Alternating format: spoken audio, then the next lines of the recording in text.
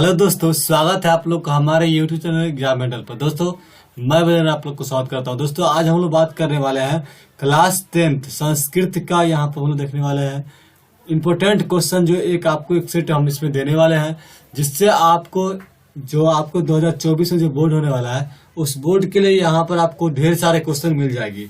ऐसा हम आपको 2 ऐसा सेट देने वाले हैं, जिसमें से आप मेरा प्रथम सेट है और द्वितीय सेट जो हम जारी करेंगे, जिसमें आप यह दोनों सेट को अगर देख के जाते हैं तो आपको लगभग 99% का होगा कि यहाँ से क्वेश्चन आपको मिल जाएगी, जो कि संस्कृत के सारे क्वेश्चन, ग्रामर का हो, जो व्याकरण का होता है संस्कृत का, या फिर जो हमारे बुक से है, तो ये सारी चीज आपको इसमें मिल जाएगी। इसलिए दोस्तों हम लोग स्टार्ट करते हैं। अगर उससे पहले आप लोग हमारे चैनल पर नए आए हैं तो हमारे चैनल को सब्सक्राइब कर लीजिए और हमारे वीडियो को लाइक एंड शेयर कर दीजिए दोस्तों, क्योंकि हमारे इस चैनल के माध्यम से आपको 10th के सभी सब्जेक्ट का जो भी अभी बोर्ड होने वाला है हमारा 2024 में, बिहार बोर्ड के जो भी यहाँ पर हमारा बोर्ड होगा 2024 में, उसका क्या है कि सभी विषय का आपको 2-2 सेट हम देने वाले हैं, जिसमें से आपको 99% क्या है कि यहाँ पर मिलने वाला है।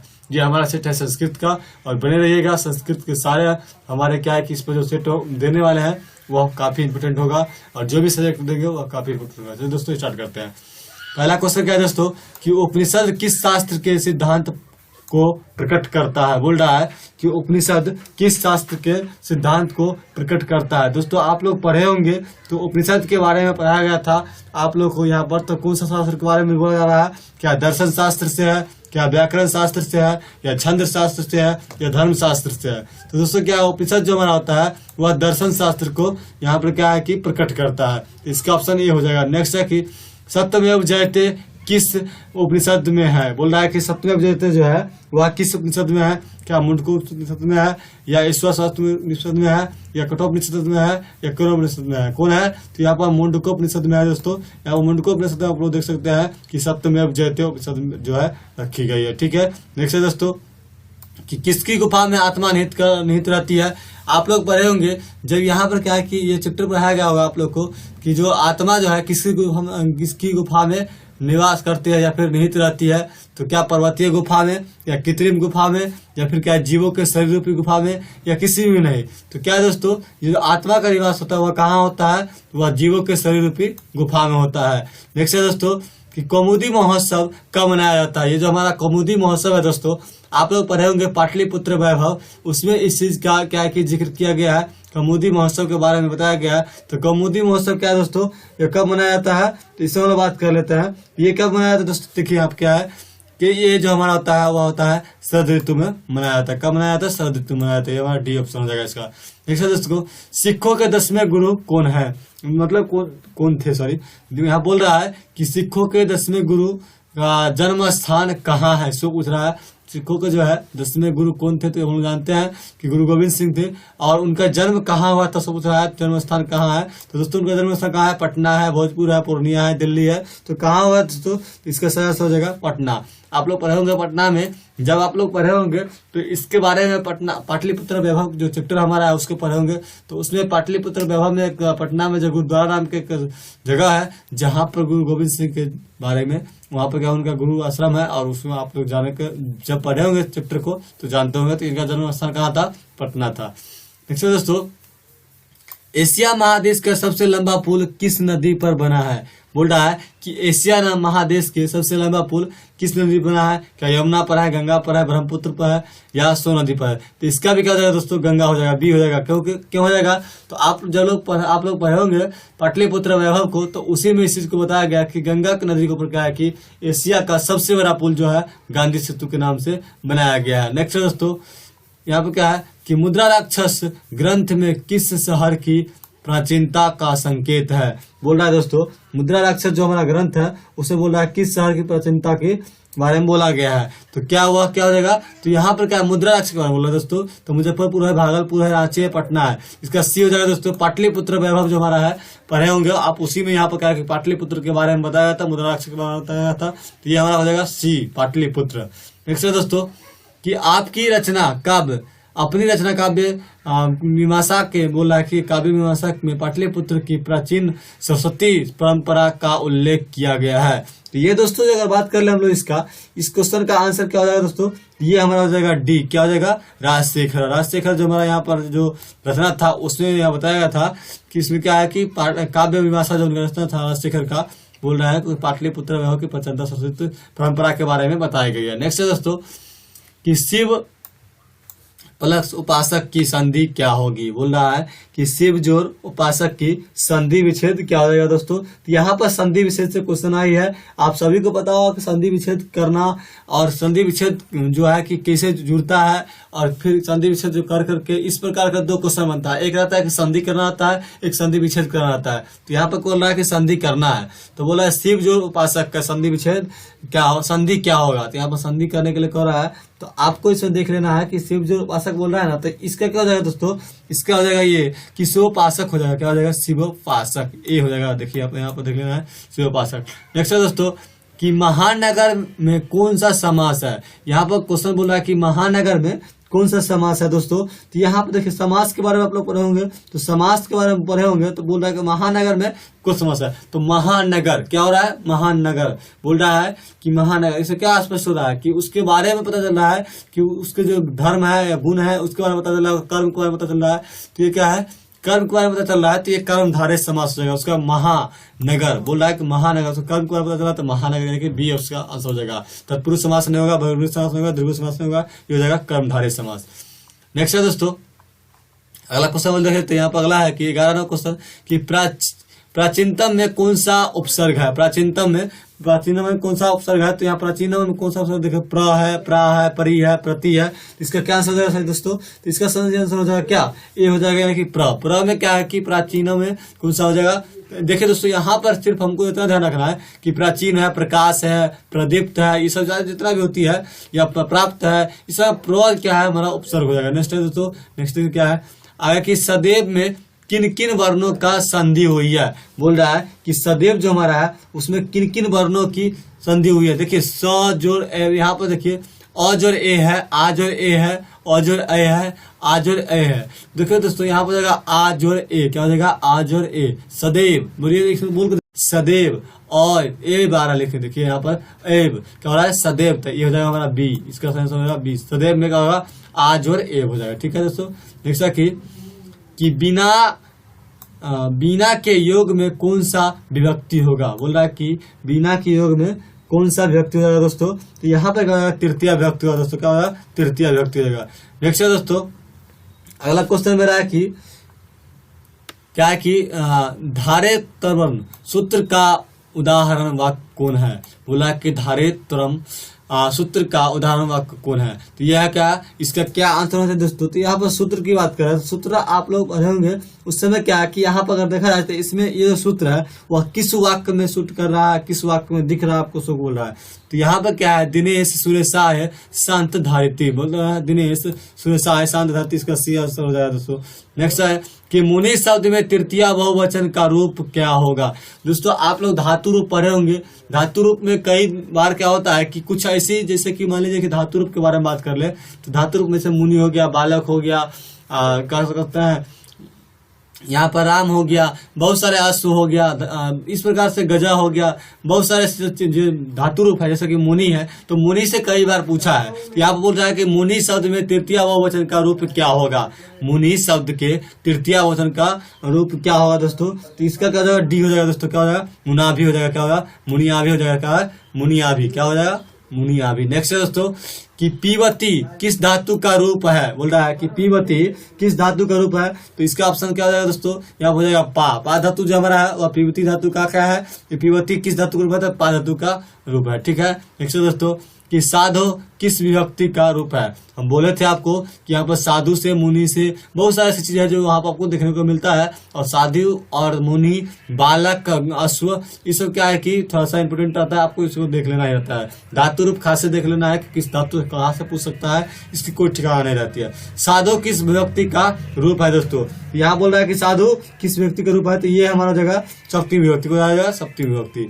नेक्स्ट है दोस्तों कि इस धातु में लट्लकार का रूप कौन सा होता है, इस धातु में लट्लकार का रूप कौन सा होता है। दोस्तों यहाँ पर अगर बात करें हम लोग लट लकार वर्तमान काल, लट लकार भूतकाल भविष्यकाल, ये सारी चीजों का आप लोग क्या होता है, लट लकार का जो सूत्र होता है, मान लीजिए वर्तमान का सूत्र होती है तीता अंति सीता था आमी आवा आवा, तो ये सारी चीजों का आप लोग को याद करना रहता है। इसमें बोला है कि इस धातु के लट लकार का रूप कौन सा है, तो हो जाएगा दोस्तों अस्थि। अस्थि देखिए वहाँ बोल रहा लट लकार का रूप कौन सा है, तो अस्थि। अस्तु तो होगा नहीं, भवस्ति तो होगा नहीं, आसित तो होगा नहीं, अस्थि ही होगा, तो अस्थि हो जाएगा। नेक्स्ट है दोस्तों कि क्या है, वनिता कौन सा क्या है स्त्री प्रत्यय है, बोल रहा है वनिता कौन सा स्त्री प्रत्यय है। तो देखिए आगे दोस्तों क्या है, इसे बोला वनिता, वनिता के कौन सा स्त्री प्रत्यय है, तो यहाँ पर है दोस्तों टाप, यहाँ क्या है टाप हो जाएगा। क्या है कि टाप जो है यहाँ पर बोला वनिता कौन सा स्त्री प्रत्यय, तो टाप है।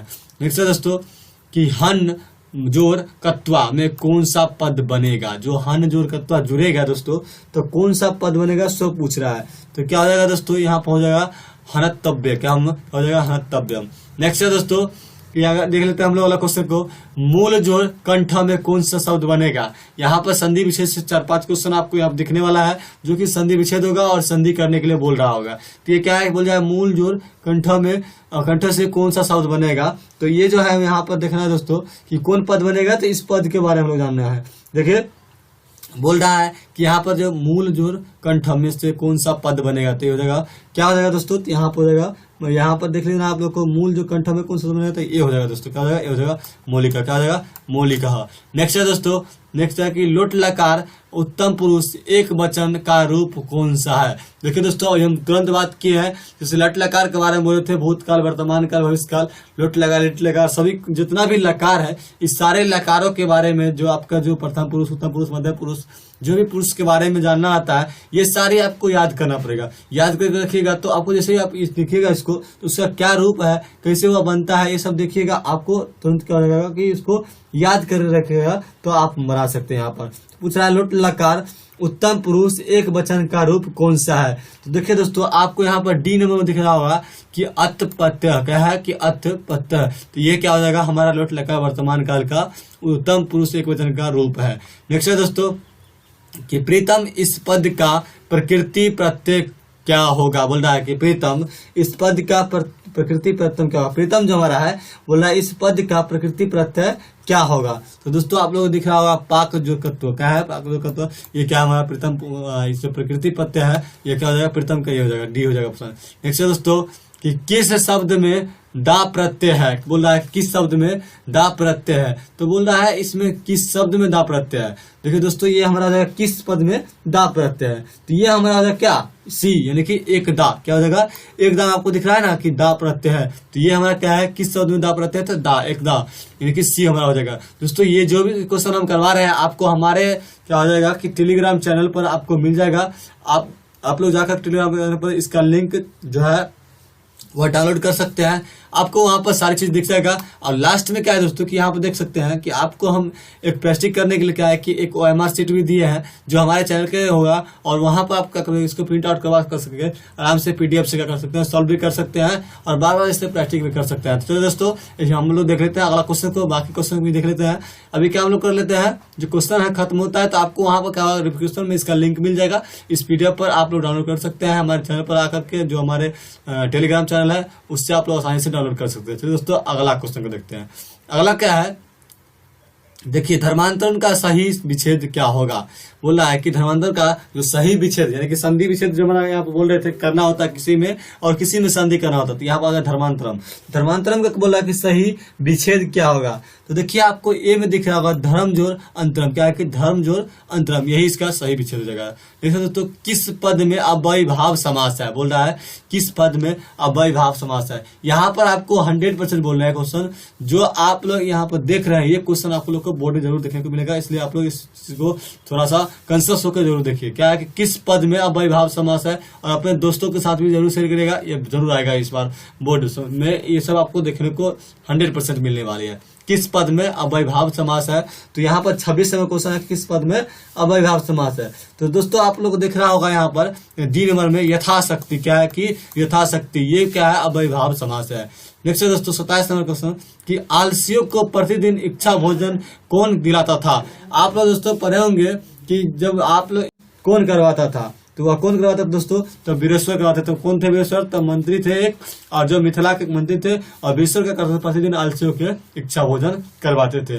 नेक्स्ट है दोस्तों, अगला क्वेश्चन क्या है कि तर्क यथे, तर्क को लाया कि तर्क यथे तो यदास्मिन गृही अग्नि स्नो अलस्य पाठस्य, यह किसकी उक्ति है। पहले आलसी का, तीसरे आलसी का, दूसरे आलसी का, चौथे आलसी का, या किस आलसी के बारे में बोल रहा है कि है। यह दोस्तों बोल रहा है कि वो जो बोल, जैसे कि क्या हुआ था कि आप लोग पढ़े होंगे इस पाठ को, तो उसमें क्या होता है कि आग लगा दिया जाता है मंत्री के द्वारा, क्योंकि आलसी लोग जो था वहां पर 4 ही था, बाकी डुप्लीकेट आलसी थे। तो वह क्या करते थे, वहां पर जाते थे और वह आलसी की विषय करके वो भी फ्री में खाना खाने लगते थे। तो इस चीज को चेक करने के लिए वीरेश्वर नाथ मंत्री ने क्या किए थे कि इस चीज को चेक करना चाहते थे, और क्या किया, उस घर में आग लगा दिए। तो जब पहला आलसी थे उन्होंने सोचा कि यहाँ पर क्या हो रहा है कि शायद लगता है काहे कोलाहल हो रहा है, बाहर कुछ हो गया है। दूसरा आलसी लगता है कि घर में आग लग गया है, तो ये दूसरे आलसी को यानी कि सी हो जाएगा दोस्तों। नेक्स्ट है क्या है कि स्त्रियों का रक्षक कौन होता है। आप लोग जब नीति श्लोक पढ़े होंगे तो नीति श्लोक में जो हमारे यक्ष ऋषि संवाद है उसमें भी इस बात को बताया गया था। और ये क्या है कि स्त्रियों का रक्षक कौन होता है, तो पति होता है, पुत्र होता है, पिता होता है, भाई होता है, कौन होता है दोस्तों, तो ये हमारा हो जाएगा दोस्तों, यहाँ पर ये हो जाएगा पति। कौन होता है, पति होता है। स्त्रियों का रक्षक कौन होता है दोस्तों, तो पति होता है। तो दोस्तों नेक्स्ट देख लेते हैं। अगला क्वेश्चन है दोस्तों कि याज्ञवल्क्य ने आत्मतत्व की शिक्षा किसको दी थी। तो यहाँ पर बोल रहा है कि जो यहाँ पर जो है शिक्षा के बाद आत्मतत्व की शिक्षा किसको दी थे, तो वो हम लोग यहाँ पर देखना कि मैत्री को दिए थे, या सुलभा को दिए थे, अपाल को दिए थे, या गर्गी को दिए थे। तो किसको दिए थे दोस्तों, तो इसमें हम लोग बात करते हैं, ये हमारा दिया था मैत्री को। किसने दिए थे, मैत्री को दिए थे। नेक्स्ट क्वेश्चन देख लेते हैं। नेक्स्ट हमारा है, अगला क्वेश्चन 31 हमारा कि गंगा देवी ने किस महाकाव्य की रचना की थी।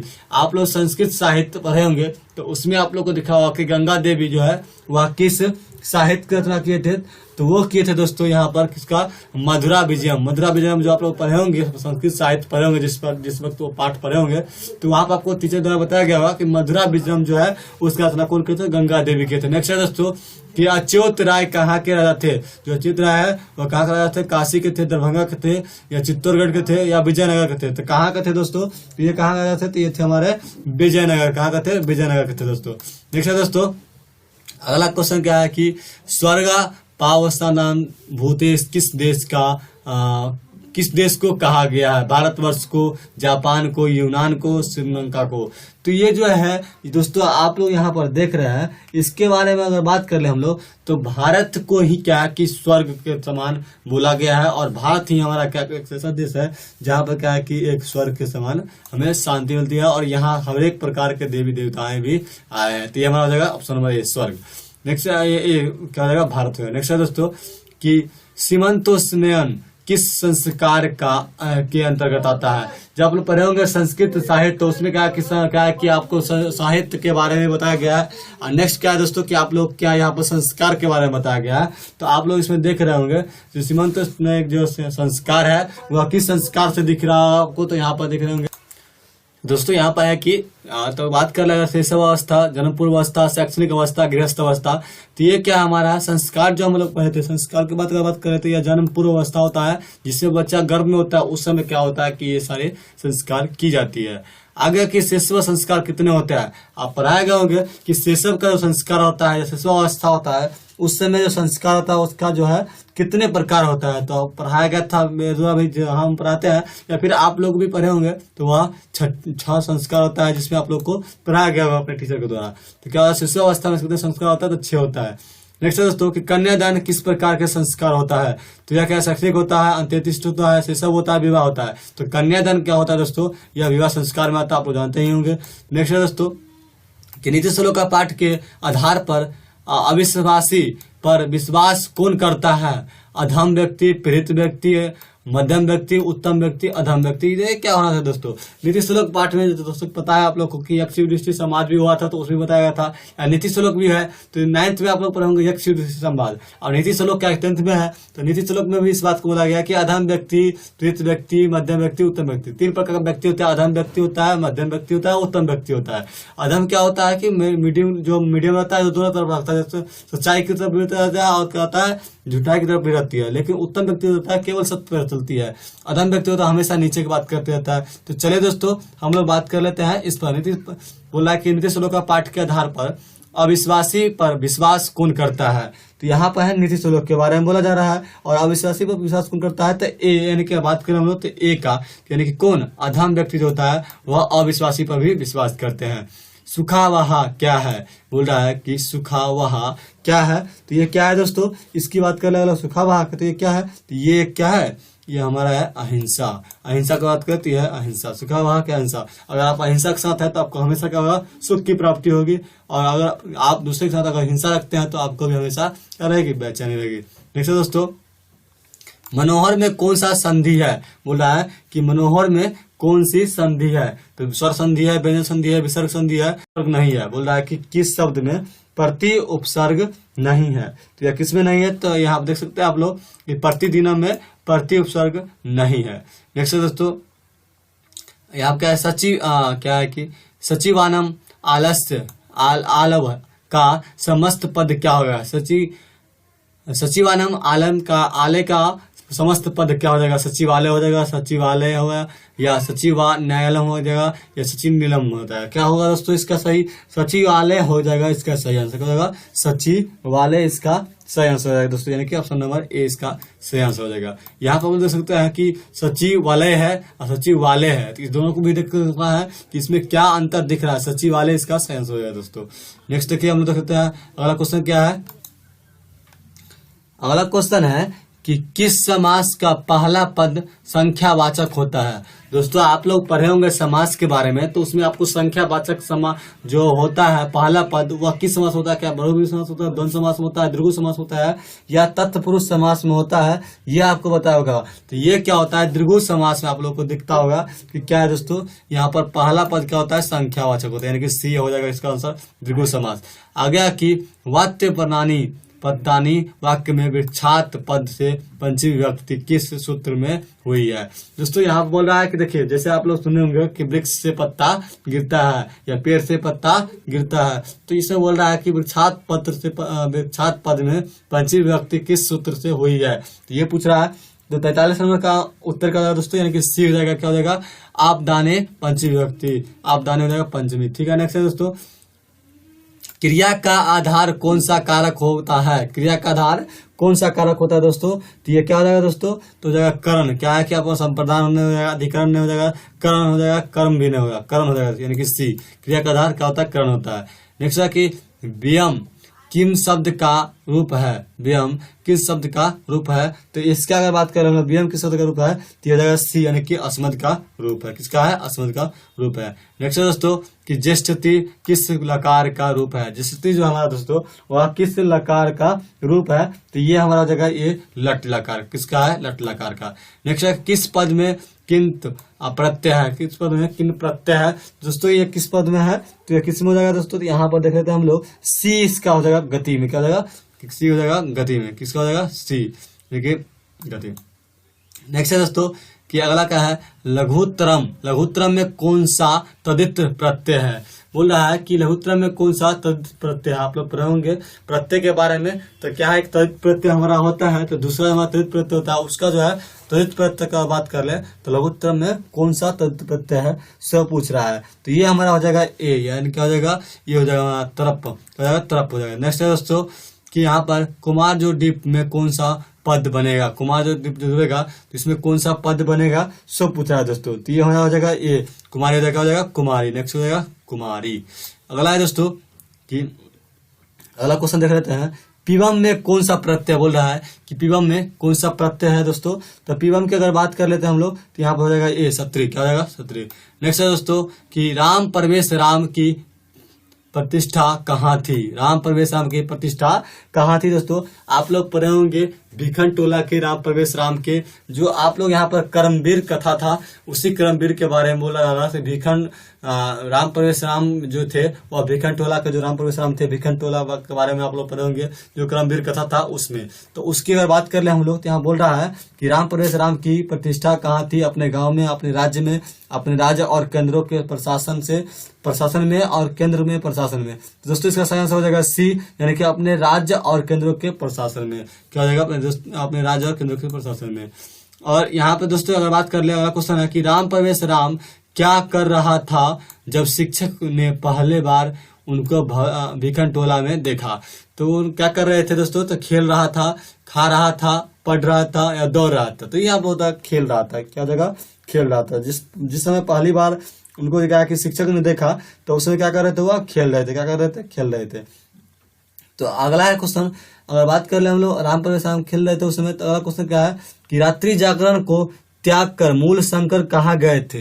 दोस्तों आप लोग को दिख रहा होगा यहाँ पर अगला क्वेश्चन में कि रात्रि जागरण को त्याग कर मूल शंकर कहाँ गए थे? तो ये क्या है? गुरु के पास, घर पर, गुरु की खोज में, तीर्थाट पर। तो दोस्तों अगर बात कर ले हम लोग रात्रि जागरण को त्याग कर कौन थे? तो मूल शंकर। तो स्वामी दयानंद सरस्वती के बारे में आप लोग पढ़े होंगे। तो स्वामी दयानंद सरस्वती की अगर बात कर ले तो उस समय क्या था कि जिस समय क्या हुआ कि उनके यहाँ जागरण था और भगवान शिव की पूजा हुआ थे, उस समय उन्होंने देखा कि प्रसाद को चूहाने खा रहा है और मूर्ति क्या कर रहा है? कुछ नहीं कर रहा था। मूर्ति पूजा से उस समय क्या हुआ? उनको आस्था उठ गया था और क्या कहे उस समय उनका दयानंद सरस्वती का बचपन का नाम मूल शंकर था, इसलिए यहाँ पर मूल शंकर के नाम से संबोधित किया गया है।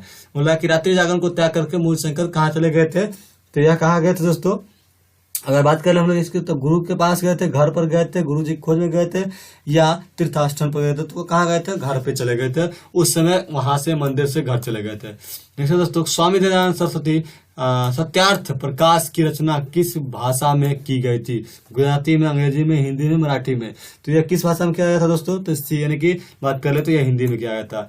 नेक्स्ट कि रामचंद्र जी ने शोभने संबोधन का प्रयोग करने के लिए किसके लिए किया है? लक्ष्मण के लिए, तपस्वियों के लिए, गंगा के लिए, सीता के लिए? तो यह किसके लिए किया दोस्तों? अगर बात कर ले हम रामचंद्र के, आप लोग पढ़े होंगे कि जो हमारा यहाँ पर जो है, यहाँ पर गंगा नदी जिस समय भगवान राम और लक्ष्मण सीता तीनों गए थे वन की ओर, तो बन गए थे तो क्या हुआ था कि उस समय जो यहाँ पर बात कर ले तो वह अपने यहाँ पर अपने पत्नी के लिए जो बात कर ले आप सीता के लिए उन्होंने इस चीज का उच्चारण किए थे कि शोभने संबोधने के लिए जो यहाँ पर क्या कहते तो सीता जी के लिए किए थे। नेक्स्ट है कि दान धर्म दिक चतुर्भावना बाघ को यह उपनिषद किसने दिया था? तो किसने दिया था दोस्तों? 56वां क्वेश्चन का आंसर हो जाएगा दोस्तों। यहाँ पर क्या हो जाएगा? तो ये हो जाएगा ए, पथिक। क्यों दिए थे? पथिक दिए थे। नेक्स्ट है न दांतव्य यह उक्ति किसकी है? न दांतव्य यह किसकी उक्ति है? शल्य की है, शक की है, कर्ण की है, कुंती की है? तो यहाँ पर बात करें दोस्तों तो यह हमारा होता है ए, यानी कि शल्य की। किसका होता है? शल्य की होती है। नेक्स्ट है शरीर के नष्ट होने के बाद भी किसका नाश नहीं होता? संपत्ति की, गुण की, कामना की, राजलक्ष्मी की? तो अगर बात कर ले शरीर नष्ट हो जाता है तो किसकी रचना नहीं, किसकी भी नष्ट नहीं होती है दोस्तों? तो ये होता है गुण की। जो व्यक्ति अगर मर भी जाता है तो उनका ऐसा, जैसे बात कर ले महात्मा गांधी की, तो महात्मा गांधी की मृत्यु होने के बाद भी उसका उनका जैसा गुण था उस प्रकार से उनका क्या है लोग याद करते हैं। अगर यहीं पर देखा जाए, अगर आप लोग इससे पहले देखे हैं कि रावण की अगर देखा जाए तो रावण की जैसी उनकी कुठार्थ थी उस प्रकार से लोग उनको याद करते हैं। उसके बाद है कि अहिंसुनता का जन्म कौन देता है? प्रेम, करुणा, द्वेष, क्षमा। तो अगर अहिंसा की बात हो रही है दोस्तों या हिंसा की बात कर ले तो यहाँ पर है अहिंसता का, तो अहिंसा के जन्म कौन देता है? तो द्वेष देता है। कौन होता है? द्वेष। अगर हिंसा यहाँ देखिए द्वेष का आप लोग सी में देख सकते हैं। अगला है कि मनुष्य के कर्तव्य और अकर्तव्य का ज्ञान किससे होता है? साक्ष्य से, शक्ति से, बुद्धि से, साक्ष्य से? तो इसका क्या आंसर है दोस्तों? मनुष्य के कर्तव्य के ज्ञान किससे होता है? तो ये होता है साक्ष्य से। किससे होता है? शास्त्र से होता है।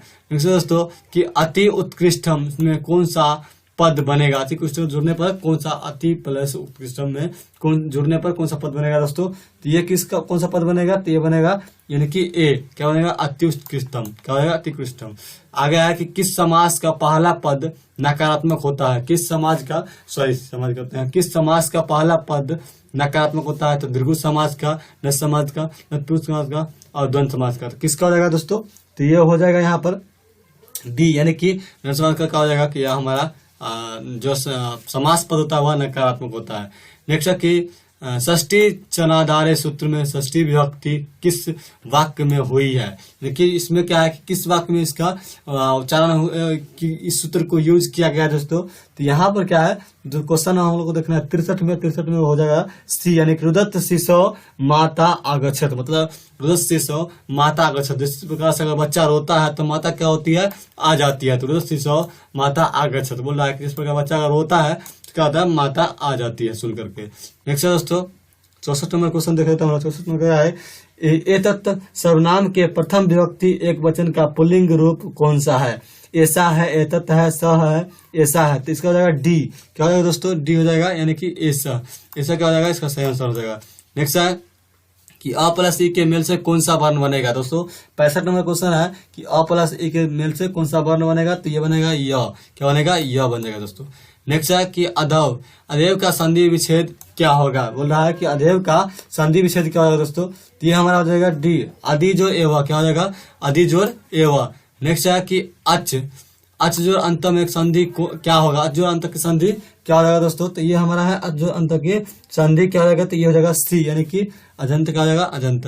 क्या है कि अजंत। नेक्स्ट है दोस्तों कि चक्र प्राणी का यहाँ क्या है कि चक्र पानो यश सह का समस्त पद कौन सा हो जाएगा। क्या है कि चक्र पानी यश का समस्त पद क्या हो जाएगा दोस्तों। तो यहाँ पर हो जाएगा कर्मधारय तत्पुरुष अव्ययभाव बहुब्रीहि समास। तो इसका क्या हो जाएगा दोस्तों, ये हो जाएगा हमारा यहाँ पर चक्र पानी की बात होती है ए हो जाएगा, यानी कि चक्र पानी। तो चक्र पानी की बात करें तो ये हो जाएगा चक्र पानी। हम लोग यहाँ पर ऑप्शन दूसरा देख लेते हैं तो चक्र पानी हो जाएगा। नेक्स्ट है किस समास का अंतिम पद प्रधान होता है।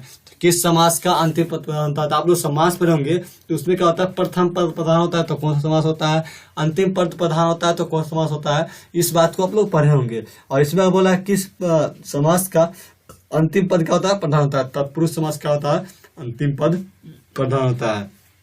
नेक्स्ट है दोस्तों कि इंद्र द्वंद्व समास का उदाहरण निम्न में से कौन सा है। बोल रहा है कि द्वंद्व समास का उदाहरण निम्न में से कौन सा है। तो ये हो जाएगा हमारा क्या होगा, दंपति। क्या हो जाएगा, दंपति। ये हमारा क्या है, द्वंद्व समास का यहाँ पर क्या है, उदाहरण है। दंपति की बात करें तो यहाँ पति पत्नी की बात हो रही है। और द्वंद्व समास के उदाहरण क्या है कि यही सही रहेगा, दंपति ही सही रहेगा। आगे है कि लक्ष्मी समुद्रदात वाक्य में समुद्रात पद में पंचमी विभक्ति किस सूत्र से हुई है। तो बोल रहा है कि यहाँ पर देखिए आप लोग लक्ष्मी समुद्रदात ये जो है इस पद में बोल रहा है कि पंचमी विभक्ति किस सूत्र का प्रयोग हुआ है। तो ये कह रहा है भूवः प्रधान, यानी कि ए हो जाएगा इसका। क्या हो जाएगा, ए। नेक्स्ट है क्या है, नेक्स्ट वाला की रुच्याधार्थ न पियम सूत्र का उदाहरण कौन सा हो जाएगा। तो हो जाएगा ए, बालकाय क्रियत रोयते। बालकाय क्रियत रोयते। नेक्स्ट है दोस्तों कि क्रिया का जनक कौन है। क्रिया का जनक कौन है, कर्ता कारक संज्ञा सर्वनाम। तो क्रिया का जनक कौन होता है दोस्तों, कर्ता होता है जो काम करता है, यानी कि जो काम करने वाला होता है वही क्रिया क्या करते हैं, जन्म देते हैं, वही क्रिया का जनक के नाम से जाना जाता है। अगला है कि अन्वेषणम में उपसर्ग क्या है। अन्वेषणम जो है उसमें उपसर्ग क्या है। अगला क्या है, अन्वेषणम में कौन सा उपसर्ग है दोस्तों, यहाँ पर जाएगा अनु। अनु उपसर्ग क्या है, अन्वेषणम में है। नेक्स्ट क्या हो जाएगा, 75वें क्वेश्चन को देख लेते हैं कि अति अधिकतम अधिकतम के योग से कौन सा पद बनेगा। अति अधिकतम से योग से कौन सा पद बनेगा। तो ये बनेगा अत्यधिकतम। क्या बनेगा, अत्यधिकम बनेगा, बी बन जाएगा। क्या होगा, अत्यधिकम। नेक्स्ट है कि गंगायाम पद में कौन सा व्यक्ति है।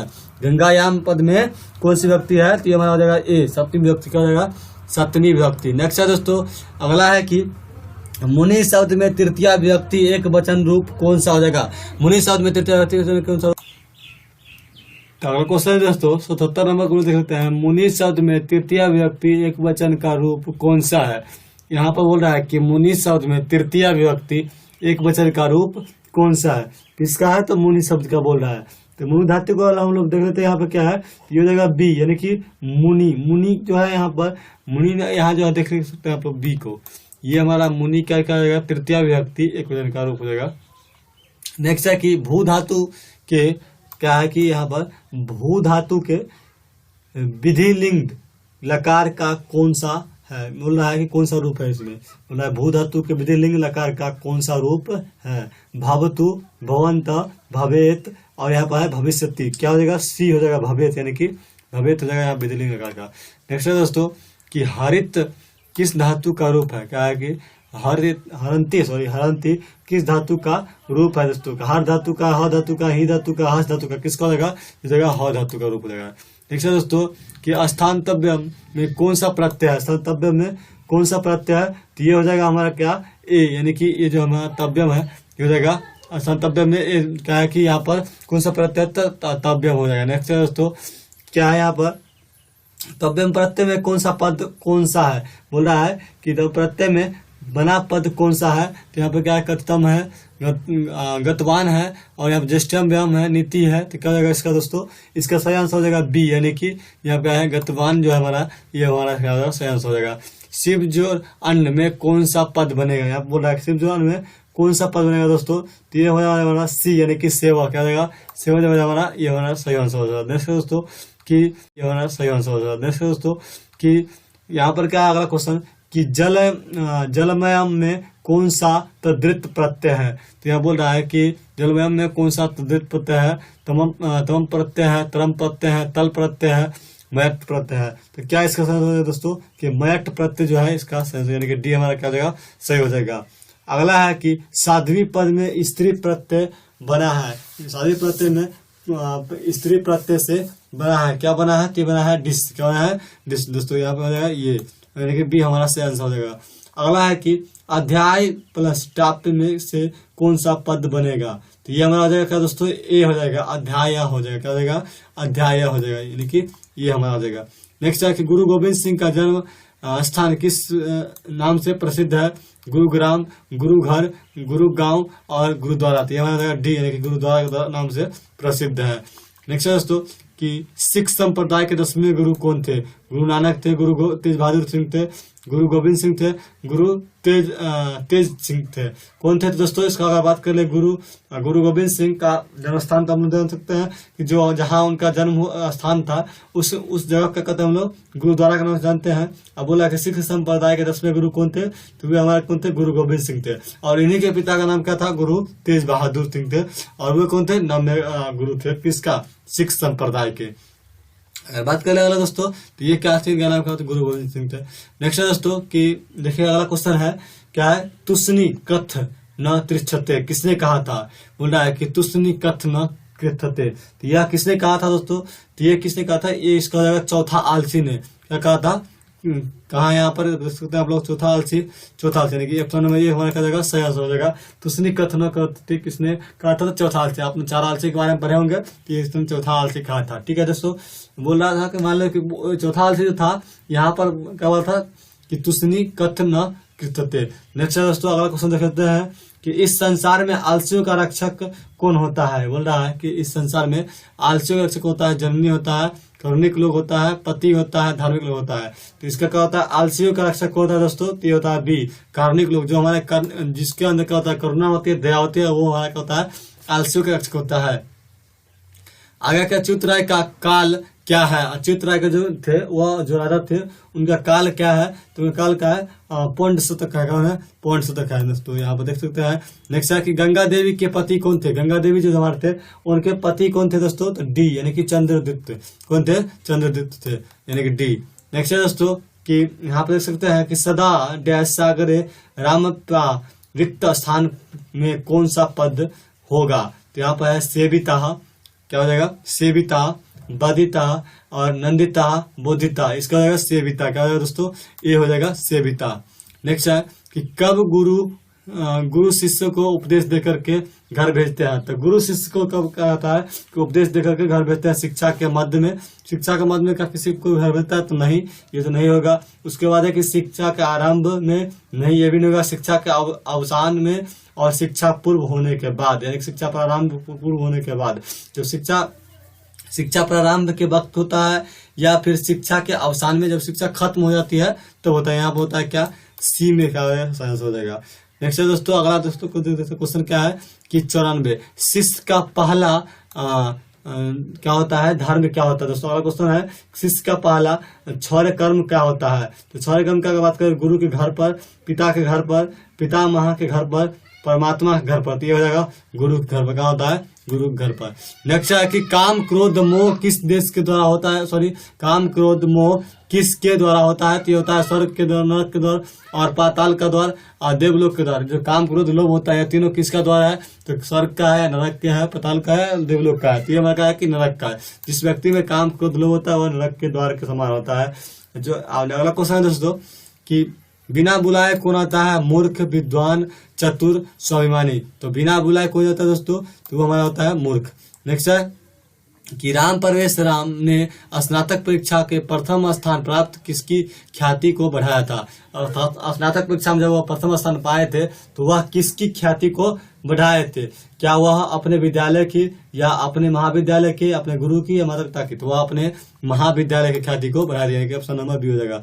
नेक्स्ट है कि मूल शंकर को बोल रहा है कि मूल शंकर को ब्रजानंदन के दर्शन कहाँ हुआ था? तो कहाँ हुआ था? तो मथुरा में हुआ था, वृंदावन में हुआ था, बनारसी में हुआ था, प्रयागराज में हुआ था। तो मथुरा में उनका क्या होता है? ब्रजानंदन का नाम जो सन्यासी थे उनसे दर्शन हुआ था। नेक्स्ट है कि मूल शंकर को मूर्ति पूजा के प्रति अनास्था होने के दूसरे वर्ष में किसका निधन हो गया था? बोल रहा है कि मूल शंकर के मूर्ति पूजा में अनास्था होने के प्रति दूसरे वर्ष में किसका मृत्यु हो गया था? मूल शंकर की पिता की, सॉरी, माता की, मूल शंकर की बहन की, मूल शंकर की पिता के और उनकी पत्नी के। तो उनकी बहन की मृत्यु हो गया था। और लास्ट क्वेश्चन हमारा क्या है कि जटानिधारा दैस बालकुश सासह, इस श्लोक में रिक्त स्थान को कौन सा पद होगा? तो भाले, बाले, काले और ताले। तो इसका होगा सी, काले। इस प्रकार क्या हुआ कि दोस्तों इसका सी हो जाएगा। इस प्रकार से हम लोगों ने क्या देखा कि यहाँ पर जो संस्कृत के पूरा क्वेश्चन था, यानी कि 1 से लेकर के 100 तक जो क्वेश्चन बनता है ऑब्जेक्टिव का, जिसमें आपको 50 क्वेश्चन बनाना था दोस्तों। इस प्रकार से आप लोग इस सेट में देख लिया। ऐसा सेट का हुआ दोस्तों, आप लोग को 2 सेट आने वाला है और इस प्रकार से आप लोग आसानी से सभी क्वेश्चन को सॉल्व कर पाएगा। अगर आप लोग इस सेट को देख के जाते हैं दोनों सेट को, तो आपको बोर्ड में 100% क्वेश्चन यहाँ से मिलने वाला है। आप लोग हमारे चैनल पर नए हैं तो हमारे सब्सक्राइब कर लीजिए और हमारे वीडियो को लाइक एंड शेयर करें। तो दोस्तों मिलते हैं, बेस्ट है आप।